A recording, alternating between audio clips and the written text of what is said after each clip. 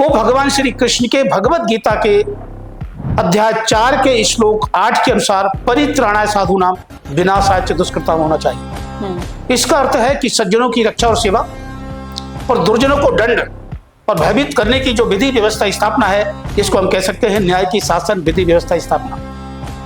किसी भी धर्म के अंदर अगर अपराधियों को दंडित करने की व्यवस्था नहीं है और सज्जनों की रक्षा करने का विधान नहीं है, तो वो धर्म हो ही नहीं सकता। एक व्यक्ति को मानव बनाने की आवश्यकता धर्म और शिक्षा के द्वारा होती है, लेकिन अगर धर्माचार्य और शिक्षा विधि धर्म को नहीं समझ पाए, नीति को नहीं समझ पाए, न्याय को नहीं समझ पाए, तो व्यक्ति, परिवार, समाज, प्रदेश, देश और विश्व का कल्याण, उसकी सुरक्षा, उसकी शांति, उसका विकास और उसका गौरव और आजादी संभव ही नहीं। एक किस्सा मैं हमारे दर्शकों को सुनवाना चाहूंगी आपसे। आपने इतनी अपने जीवन के अंदर तरह तरह के उदाहरण देखे होंगे इससे जुड़े हुए। तिहाड़ जेल की आप बात कर रहे हैं, मैं उसी का एक किस्सा जानना चाहूंगी कि किस तरीके से धर्म परिवर्तित कर देता है इंसान को। सनातन धर्म होता क्या है? अगर आप सनातनी हैं तो क्या वाकई में आपको इसका अर्थ पता है? धर्म क्या है? आजकल के परिप्रेक्ष्य में क्या है इनका असली मतलब? वाकई में अगर आप जानना चाहते हैं तो जुड़े रहेगा आखिर तक हमारे साथ, क्योंकि आज के इस संवाद में आपको पता चलेगा कि असल में धर्म क्या होता है, किस तरीके से इसके रास्ते पर आगे चलना है। और ये सब कुछ समझाने के लिए मेरे साथ स्टूडियो में आज एक खास शख्सियत मौजूद हैं, जो भारतीय चरित्र निर्माण संस्थान के संस्थापक अध्यक्ष हैं। श्री रामकृष्ण गोस्वामी जी, आपका बहुत बहुत अभिनंदन। जय श्री कृष्ण। आज सनातन पर मैं आपसे चर्चा करने के लिए आई हूँ और असल में मैं जानना चाहूंगी, क्या भगवा रंग पहनकर, अपने माथे पर चंदन लगाकर, क्या वाकई में वो सनातनी बन जाते हैं? धर्म का संबंध अध्यात्म से है और अध्यात्म का संबंध आत्मा से है और आत्मा का संबंध परमात्मा से है। अब परमात्मा का धर्म क्या है? परमात्मा का भी धर्म है। जिनको हम जगत गुरु मानते हैं, महायोगेश्वर मानते हैं, महान राजनीतिक मानते हैं, वो भगवान श्री कृष्ण अपने जन्म, अपने अवतार का जो उद्देश्य घोषित करते हैं, लक्ष्य घोषित करते हैं, वही सनातन धर्म को समझने समझाने का मूल आधार। 5161 वर्ष पूर्व महाभारत के युद्ध में जब अर्जुन उस धर्म से मोह और भय के कारण पलायन का निर्णय लेता है, उस धर्म में पतन, विनाश और बर्बादी देखता है जो उसका स्वधर्म है, और भगवान श्री कृष्ण की शरण में जाकर कहता है, प्रार्थना करता है कि मैं धर्म के विषय में मोहित हो गया हूँ, भयभीत हो रहा हूँ, आपको गुरु मानता हूं, मैं आपका शिष्य हूं, जो निश्चित कल्याणकारी साधन हो अर्थात धर्म हो वो मेरे लिए बताइए, मैं आपकी शरण में आया जी। तो सनातन धर्म या दूसरे धर्मों की जो नाम है, इस्लामिक धर्म, क्रिश्चियन धर्म, जैन धर्म, बौद्ध धर्म, ये सारे धर्म को देखने से पहले हमको ये समझने की आवश्यकता धर्म क्या है। और धर्म का संबंध मानव मुक्ति या मानव कल्याण, इसके साथ माना जाता है जी। और मानव और दानव दो प्रकृति के लोग हर युग में, जिसको हम सनातन की बात कर रहे हैं, संभावामी युगे युगे, चाहे सतयुग हो, त्रेता हो, द्वापर हो, कलयुग हो, कोई फर्क नहीं पड़ता जी। या कोई भी प्रदेश, राजस्थान, बिहार, कर्नाटक, बंगाल, जम्मू कश्मीर हो, या कोई भी देश हो, भारत हो, पाकिस्तान हो, बांग्लादेश हो, अमेरिका हो, जर्मनी हो, जापान हो, यूक्रेन हो, फिलिस्तीन हो, इजराइल हो, कोई फर्क नहीं पड़ता। कोई भी काल हो और कोई भी स्थान हो, उस पर जो हम सनातन धर्म की बात करते हैं, सार्वभौम धर्म की बात करते हैं, सार्वजनिक धर्म की बात करते हैं, उस धर्म का एक ही सूत्र है कि वो व्यक्ति जो धर्म का आचरण कर रहा है, अपने आप को धर्म अनुरागी कहता है, धर्माचार्य कहता है, उस व्यक्ति का जो लक्ष्य है या उद्देश्य है, वो भगवान श्री कृष्ण के भगवत गीता के अध्याय 4 के श्लोक 8 के अनुसार परित्राणाय साधूनाम विनाशाय च दुष्कृताम होना चाहिए। इसका अर्थ है कि सज्जनों की रक्षा और सेवा और दुर्जनों को दंड और भयभीत करने की जो विधि व्यवस्था स्थापना है, इसको हम कह सकते हैं न्याय की शासन विधि व्यवस्था स्थापना। किसी भी धर्म के अंदर अगर अपराधियों को दंडित करने की व्यवस्था नहीं है और सज्जनों की रक्षा करने का विधान नहीं है, तो वो धर्म हो ही नहीं सकता। लेकिन आज के अगर परिप्रेक्ष्य में मैं जानना चाहूंगी, तो आप हमारे चारों तरफ देखिए, जिस समाज में हम रह रहे हैं, अपराध की सीमा पार हो रही है। आपको क्या लगता है कि आजकल की युवा पीढ़ी हो या फिर इस समाज को धर्म के रास्ते को कितना इंटरनली अपनाने की जरूरत है। देखिए, दिखावे के लिए एक अलग होता है कि आप दिखावा कर रहे हैं, आज किसी धार्मिक यात्रा में बढ़ चढ़कर हिस्सा ले रहे हैं, लेकिन वही इंसान होता है जो घर पर हिंसा भी कर रहा होता है। आप समझ पा रहे हैं कि मैं किस परिप्रेक्ष्य में आपसे जानना चाहती हूँ कि ये जो धर्म की परिभाषा घर घर तक पहुंचे, क्या आप उसमें अपने संस्थान के जरिए कुछ कार्य कर रहे हैं? भारतीय चरित्र निर्माण संस्थान का निर्माण 1998 में 98 में इसी समस्या के समाधान को दृष्टि में रखकर किया गया था जी। और भगवत गीता के कर्म विज्ञान, न्याय सिद्धांत, शासन नीति और न्याय व्यवस्था को आधार बनाया गया। जो आपने कहा कि घर में एक व्यक्ति हिंसा कर रहा है या नशा कर रहा है या व्यभिचार कर रहा है, तो भगवत गीता में भगवान श्री कृष्ण ने स्पष्ट रूप से इसका कारण बताया है जी। कि कोई भी कर्म हो, चाहे वो दुष्कर्म हो या सत्कर्म हो, कर्म के पीछे व्यक्ति की अपनी मनोदशा होती है, जिसको हम कहते हैं प्रकृति। हर व्यक्ति प्रकृति के अनुसार कर्म करता है और भगवत गीता में प्रकृति को 3 वर्गों में, भागों में विभाजित किया गया: सत्वगुण, रजोगुण, तमोगुण। तमोगुण की जो प्रवृत्ति है, प्रकृति है, स्वभाव है, मनोदशा है, बौद्धिक स्थिति है, उस व्यक्ति से हम न्याय की, सत्य की, अहिंसा की, सद्भावना की, सेवा की अगर अपेक्षा करते हैं तो हम स्वयं अज्ञानी हैं। क्योंकि जब तक उसकी प्रकृति को बदला नहीं जाएगा, और प्रकृति को बदला जा सकता है किस तरीके से? शिक्षण प्रशिक्षण, उसकी आवश्यकता ही नहीं है। लेकिन जो बड़े बड़े शिक्षण संस्थान हैं, स्कूल है, कॉलेज हैं, यूनिवर्सिटियां हैं, ट्रेनिंग सेंटर्स हैं, या आपके धर्म केंद्र हैं, बड़े बड़े मंदिर हैं, आश्रम हैं, उन सब में व्यक्तित्व निर्माण के लिए आत्मज्ञान, क्रम विज्ञान, न्याय सिद्धांत और प्रशासनिक प्रबंधन नीति, अगर उस पर अनुसंधान नहीं है, उस पर चिंतन मंथन नहीं है, उस पर कोई कोर्स नहीं है, तो हम व्यक्तित्व निर्माण नहीं कर सकते, मानव निर्माण नहीं कर सकते। एक व्यक्ति को मानव बनाने की आवश्यकता धर्म और शिक्षा के द्वारा होती है। लेकिन अगर धर्माचार्य और शिक्षा विधि धर्म को नहीं समझ पाए, नीति को नहीं समझ पाए, न्याय को नहीं समझ पाए, तो व्यक्ति, परिवार, समाज, प्रदेश, देश और विश्व का कल्याण, उसकी सुरक्षा, उसकी शांति, उसका विकास और उसका गौरव और आजादी संभव ही नहीं है। ये आप बिल्कुल सही कह रहे हैं। देखिए, शिक्षा के जो संस्थानों का आधुनिकीकरण जितनी तेजी से बढ़ा है, उतनी ही तेजी से आपको नहीं लगता कि शिक्षा का स्तर बढ़ने के बजाय घटता जा रहा है? इसमें उत्तर भगवान श्री कृष्ण ने भगवत गीता में फिर दिया है कि हम अगर अपनी शिक्षा के उद्देश्य में, या न्याय के उद्देश्य में, या शासन के उद्देश्य में, या पत्रकारिता के उद्देश्य में अगर हम सफल होना चाहते हैं, उसको सार्थक करना चाहते हैं, तो 18वें अध्याय के 14वें श्लोक में जगत गुरु श्री कृष्ण 5 तत्व बताते हैं। उन 5 तत्वों से ही सफलता की बुनियाद रखी जाती है। और पहला तत्व है अधिष्ठान। अधिष्ठान का अर्थ है HOD, चेयरपर्सन, मार्गदर्शक, गुरु। अगर साधन संगठन में कमी भी है और श्रेष्ठ गुरु है, मार्गदर्शक है, चिंतक है, अनुभवी है, तो 70% सफलता की गारंटी मिल सकती है। ये हम लोगों का अनुभव है तिहाड़ जेल के अंदर, पुलिस प्रशासन के अंदर, यूनिवर्सिटियों के अंदर। एक किस्सा मैं हमारे दर्शकों को सुनवाना चाहूंगी आपसे। आपने इतनी अपने जीवन के अंदर तरह तरह के उदाहरण देखे होंगे इससे जुड़े हुए। तिहाड़ जेल की आप बात कर रहे हैं, मैं उसी का एक किस्सा जानना चाहूंगी कि किस तरीके से धर्म परिवर्तित कर देता है इंसान को। एक बलात्कार के आरोप में एक बंदी था और 13 मई 1999 को हम लोगों ने तिहाड़ जेल में अपराध मुक्ति वैचारिक क्रांति अभियान, चरित्र निर्माण योजना और मानवाधिकार रक्षा और जेल सुधार पर एक NGO के रूप में काम करना शुरू किया। 3-4 महीने के बाद वो व्यक्ति आता है, उसका नाम राकेश था, BA पास था। उसने कहा, गोस्वामी जी क्या मैं गीता पढ़ा सकता हूँ? उसने जब ये प्रश्न किया तो मैंने उससे सीधा उल्टा प्रश्न किया कि तू गीता क्यों नहीं पढ़ा सकता? ये प्रश्न आया ही क्यों? तो पहली बार उसने बताया कि मैं हरिजन हूं और मैंने बाहर ऐसा सुना है कि खाली ब्राह्मण ही गीता पढ़ा सकता है, व्यास गति में बैठ सकता है, गुरु बन सकता है, तो इसलिए मैंने आपसे ये प्रश्न किया है। मैंने कहा इसका उत्तर भगवत गीता से ले लेते। कौन क्या कहता है ये महत्वपूर्ण नहीं है।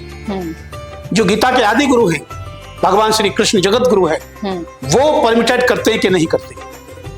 तो उसके हाथ में गीता थी। मैंने कहा कि 9वें अध्याय का 32वां श्लोक निकालो और बताओ कि भगवान कृष्ण तुमको परमिटेड कर रहे हैं कि नहीं कर रहे। तो उसने जैसे ही 9वें अध्याय का 32वां श्लोक निकाला और उसने पढ़ा, मैंने कि आपको इससे क्या संदेश मिला, क्या आपके प्रश्न का उत्तर मिला कि नहीं मिला। मैं चाहूंगा कि आप भी ये 32वां श्लोक एक बार हिंदी में पढ़ें।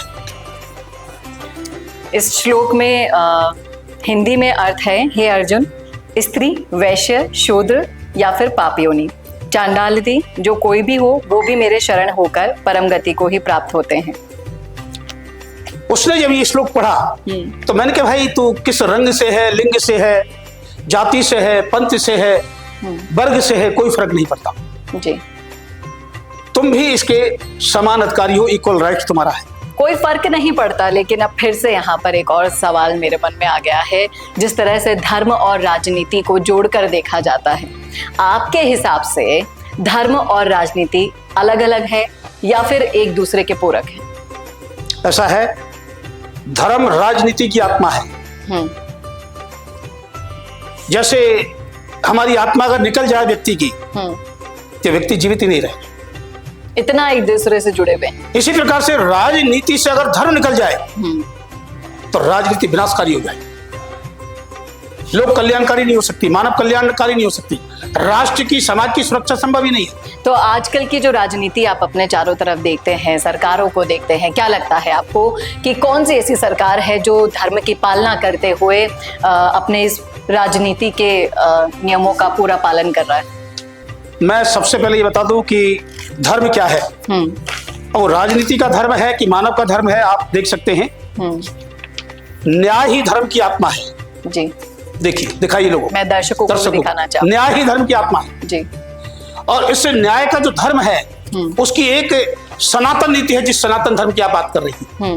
भगवान श्री कृष्ण ने भगवत गीता के 4 अध्याय के 8वें श्लोक में 2 टूक भाषा में कहा है कि परित्राणाय साधूनां विनाशाय च दुष्कृताम धर्म संस्थापनार्थाय संभवामि युगे युगे।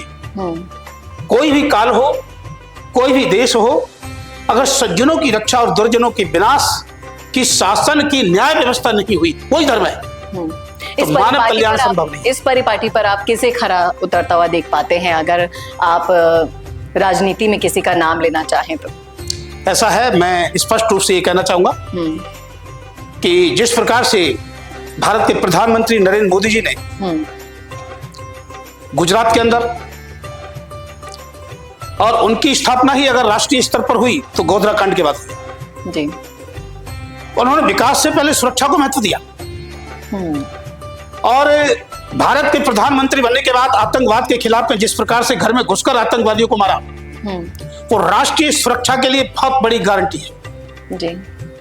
दूसरा, मैं योगी आदित्यनाथ को, जिसने 2017 में सीएम बनते ही 2 टूक भाषा में पहली प्रेस कॉन्फ्रेंस में कहा कि या तो उत्तर प्रदेश में अपराध छोड़ दें अपराधी, या उत्तर प्रदेश छोड़ दें, अन्यथा इस पृथ्वी को छोड़ना पड़ेगा।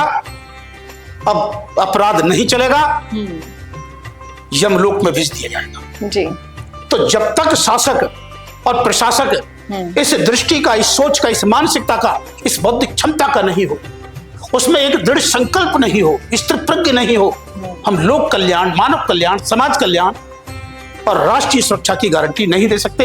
यही राज का धर्म है, यही राज की नीति है, यही राज का सिद्धांत है और इसके बिना ना सुरक्षा होगी, ना आजादी होगी, ना विकास होगा, ना शांति होगी, ना गौरव होगा। ये भगवान कृष्ण की गीता में स्पष्ट घोषणा है। सर, लेकिन जिस तरीके से आजकल के युवा हैं, उनके अंदर गर्म खून होता है हिंदू धर्म के बारे में, मान लीजिए कितने हिंसा हम लोग देखते हैं, उनको आप क्या संदेश देना चाहेंगे भगवत गीता के ज्ञान को लेने से रिलेटेड, और कैसे उन्हें अपने जीवन में उतारकर धर्म के रास्ते पर वो आगे बढ़ सकते हैं, अपने खून के उबाल को थोड़ा सा ठंडा रख के? बहुत अच्छा प्रश्न किया जी। ये मानवीय संकट भी है, सामाजिक भी है और राष्ट्रीय भी है। इस संकट के पीछे मूल कारण यह है कि धर्म की अज्ञानता। पहले मैं कौन हूं, इस पर जब तक चिंतन मंथन नहीं होगा तो भगवान श्री कृष्ण ने भगवत गीता के अध्याय 3 के श्लोक 42 में पहले यह बताया है कि व्यक्ति है कौन। जी। वो जड़ और चेतन प्रकृति से मिलकर बना होता है। और जड़ तत्व में भगवान श्री कृष्ण बताते हैं कि वो शरीर, इंद्रिया, मन, बुद्धि और अहंकार, ये जड़ तत्व है। और जो आत्मा है वही चेतन प्रकृति है।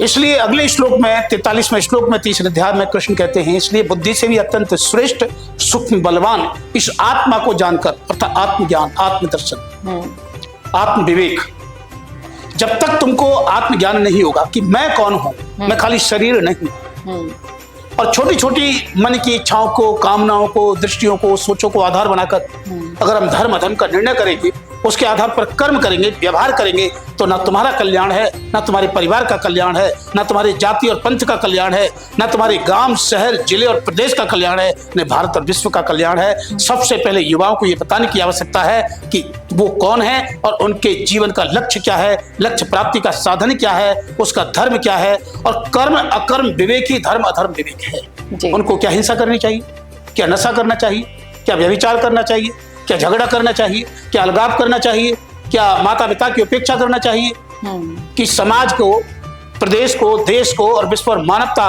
को दृष्टि में कर्म करते समय नहीं रखना चाहिए। अगर ऐसा ज्ञान नहीं है तो वो युवा एक श्रेष्ठ भविष्य का निर्माण, गौरवशाली भविष्य का निर्माण, स्वतंत्र भविष्य का निर्माण नहीं कर सकते। कृष्ण की सीधी चेतावनी है। दुर्भाग्य यह है, हम गीता की बात भी करते हैं, हम धर्म की बात भी करते हैं, हम सनातन की बात भी करते हैं, हम राजनीति की बात भी करते हैं, हम सामाजिक सेवा की बात भी करते हैं, लेकिन इस सब के पीछे अगर मूल आधार है तो कर्म विज्ञान और न्याय सिद्धांत को समझने की आवश्यकता है, जिसकी शिक्षा मिलना भी बहुत जरूरी है। ना राजनीतिक क्षेत्र में मिल रही, ना प्रशासनिक क्षेत्र में मिल रही, ना शैक्षणिक क्षेत्र में मिल रही, ना धार्मिक क्षेत्र में मिल रही, फिर होगा क्या? युवा ऐसे ही भटका में जाएगा। ये बिल्कुल सही कहा आपने। मैं ये जानना चाहूंगी कि ऐसी छोटी छोटी सी आदतें, वो कौन सी ऐसी आदतें हैं जिनको अपनाकर डेली दिनचर्या में ही, अगर हम देखिए एकदम से तो कोई सनातनी हो नहीं सकता है आजकल की लाइफस्टाइल्स को देखते हुए, अगर युवा अपने आप को बदलना चाहें, इस रास्ते पर आगे ले जाना चाहें, तो कौन कौन से ऐसे छोटे छोटे स्टेप्स हैं जिन्हें मैं बिल्कुल आपके सामने एक साक्षात्कार करना चाहता हूँ। जी। काशी का 19 साल का युवा पटेल, महात्मा गांधी भी जब इंग्लैंड गए थे और गीता उनको मिली थी, उन सब 19 वर्ष उनकी आयु थी जी। और एक काशी का युवा पटेल समुदाय का एक युवा 19 साल में जब गीता से जुड़ा तो आज वो क्या महसूस करता है, युवाओं को कैसे हम जोड़ सकते हैं? जी गोस्वामी जी, आपने मेरे जितने भी प्रश्न हैं उनके बहुत ही बढ़िया और शानदार उत्तर दिए। उम्मीद करती हूँ कि हमारे दर्शकों के जितने भी सवाल होंगे सनातन से जुड़े हुए, धर्म से जुड़े हुए, उन सबको जवाब बहुत अच्छे से मिल गया होगा। आपका बहुत बहुत शुक्रिया। यही है विज्ञान सनातन धर्म का। जी, थैंक यू, शुक्रिया बहुत बहुत श्रीमद् भगवत गीता मेरे हाथों में मुझे भेंट करने के लिए। मैं चाहूँगी कि आप भी आज से ही भगवत गीता को अपने जीवन में उतारें। असली में सनातन को जानना चाहते हैं, धर्म को जानना चाहते हैं, तो इसे भी अपनी दिनचर्या का हिस्सा बनाइए। सनातन को लेकर इसी तरह से हम पॉडकास्ट आपके सामने लाते रहेंगे लगातार। मैं एक बिंदु आपके सामने और रखना चाहूंगा। जी सर। सनातन धर्म के भगवत गीता के आधार पर 18 बिंदु हम लोगों ने किए हैं गीता कर्मयोग मार्च के अंदर, और ये 18 बिंदु के आधार पर हम एक श्रेष्ठ भारत का निर्माण, श्रेष्ठ विश्व का निर्माण, श्रेष्ठ मानव का निर्माण और श्रेष्ठ विश्व के निर्माण के साथ में एक पत्रकार का निर्माण कैसे हो सकता है, अच्छे पॉलिटिशियन का निर्माण कैसे हो सकता है, अच्छे शिक्षक का निर्माण कैसे हो सकता है, अच्छे जज का निर्माण कैसे हो सकता है, पूरा की पूरा दर्शन 18 बिंदुओं पर है। तो ये 18 बिंदु आप ये भी आपके लिए समझ, आज से ही मैं तो देखिए फॉलो करने वाली हूँ। दर्शकों को भी चाहूंगी कि ये सारे के सारे 18 बिंदु आपको भी फॉलो करने हैं। मैं थोड़ा सा जल्दी जल्दी बता देती हूँ दर्शकों को पढ़कर। पहला बिंदु ये है कि जगत गुरु और महायोगेश्वर श्री कृष्ण कर्मयोग के आदि गुरु हैं। भगवत गीता कर्मयोग धर्म की सनातन और वैज्ञानिक शिक्षा है। महाभारत युद्ध में अर्जुन को कर्मयोग की शिक्षा दी गई थी, ये आपका जानना बहुत जरूरी है। कर्मयोग रूपी धर्म का संदेश निश्चित कल्याण हेतु किया गया था। अनासक्ति बिना कर्मयोग का आचरण विश्व में नहीं होता है। लोक सेवार्थ कर्मयोग का ज्ञान, ध्यान और अभ्यास बहुत ही ज्यादा जरूरी है। इसी के साथ आत्मज्ञान, कर्म विज्ञान और न्याय सिद्धांत कर्मयोग की नींव है। गीता का कर्मयोग विज्ञान न्याय के शासन की राज विद्या है। और इसी के साथ अगर कर्मयोग मानव अधिकारों की रक्षा व्यवस्था की बुनियाद है तो कर्मयोग ही सुरक्षा, आजादी, विकास और शांति की गारंटी है। भगवद गीता में विश्व रूप परमात्मा की सेवा ही ईश्वर भक्ति है और धर्म और अधर्म का तत्व ज्ञान विश्व कल्याण हेतु बहुत ही ज्यादा जरूरी है। जड़ और चेतन प्रकृति के योग से ही संसार चक्र चल रहा है। पृथ्वी, जल, अग्नि, वायु, आकाश, मन और बुद्धि जड़ है। जीवात्मा ही चेतन प्रकृति है और जीवन का भी आधार है। लोक सेवार्थ अपराध मुक्त समाज निर्माण जरूरी होता है और अपराध ही दुष्कर्म और अधर्म है, इसे याद रखिएगा। और अज्ञान इसका सबसे बड़ा कारण है और कर्मयोग धर्म का तत्व ज्ञान ही मानव मुक्ति का साधन है। तो ये 18 बिंदु आपको भी आज से ही फॉलो करने हैं अगर आप असली में सनातनी अपने आप को मानना चाहते हैं तो। गोस्वामी जी बहुत बहुत शुक्रिया इन बिंदुओं पर प्रकाश डालने के लिए, हमें सनातन से रूबरू कराने के लिए, धर्म का ज्ञान देने के लिए। अभी भी अज्ञानता बहुत है लेकिन भगवद गीता आज आपने मुझे भेंट कर दी है। उम्मीद करती हूँ कि ये अज्ञानता दूर हो जाएगी और ऐसे ही हम दर्शकों की भी दूर करते रहेंगे। लगातार ऐसे पॉडकास्ट आपके सामने लाते रहेंगे। तब तक के लिए शुक्रिया। जय श्री कृष्ण। विजय श्री विभूति का आशीर्वाद आपको मिलेगा। शुक्रिया।